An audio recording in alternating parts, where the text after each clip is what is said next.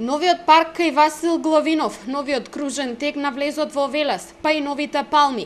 Се што оваа власт прави за уредување и модернизирање на градот им пречи на социјалдемократите. Ова е ставот на Општинскиот комитет на ВМРО ДПМН по вчерашните обвинувања на опозицијата, дека локалната власт, наместо да се грижи за граѓаните, троши пари за палми. При тоа искажаа невистина со која манипулираат велешката јавност. Како прво, засадените палми во Велес, општината не ја чинат ниту еден денар. Истите се донација од страна на јавното претпријатие Македонски шуми, како дел од проектот за разобувување и хортикултурно уредување на градовите во Републиката низ Македонија.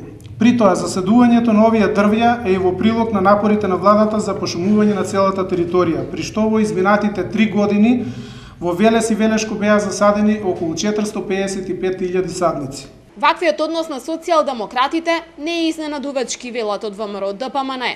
Од партијата се состав дека актуелната власт континуирано работи на економско зајакнување на градот и привлекување инвестиции за отворање на нови работни места. За тоа, вели Саздов, најдобро говорат бројките на невработени во времето кога СДСМ беше на власт и денес. Лицемерното и неодговорно е што Социјалдемократскиот сојуз покажува грижа за невработеноста само кога се опозиција. Во времето кога Социјалдемократскиот сојуз на Македонија го водеше градот начело со вечниот кандидат градоначалник Аце Коцевски и господјата Весна Стојанова Богоевска како советник, бројката на невработени во Велес беше 15.447.